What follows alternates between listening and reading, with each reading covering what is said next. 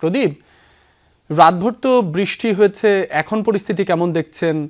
রাতভর বৃষ্টিপাতে কোথাও জলবদ্ধতা তৈরি হয়েছে কিনা আমাদের জানাবেন পরিস্থিতি। রাব্বি আসলে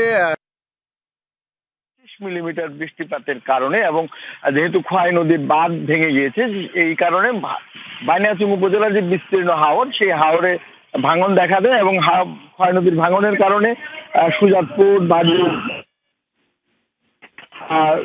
বেশ কিছু এলাকা এবং এই প্লাবন কিন্তু যেহেতু নদীর পানি ক্রমাগত আসছে উজানের ঢল, এ কারণে নদীর একই দিকে বাড়ছে এবং সেটি আসলে হাওরের দিকে মূলত ঢুকছে এবং হাওরে পানি ঢুকার কারণে নতুন নতুন এলাকা প্রতি মুহূর্তেই প্লাবিত হচ্ছে। আপনি দেখতে পাচ্ছেন যে কৃষকরা এখনো পানিতে নিমজ্জিত ধান কাটার চেষ্টা করছেন, যেটুকু আছে শেষ মুহূর্তে সেটুকু রক্ষার জন্য তারা প্রাণপণ চেষ্টা করছে। কি অবস্থা, সবাই আসলে কিভাবে পানিতে নিমজ্জিত ধান কাটার চেষ্টা করছেন। এখানকার ধান যদি কিছুটা দেখা যাচ্ছে, কিন্তু আরেকটু ভিতরের হাওরের যে অবস্থা, সেখানে আসলে পানিতে ধান পুরোটাই নিমজ্জিত এবং সেগুলো তাদেরকে বেশি ভোগান্তি পোহাতে হচ্ছে।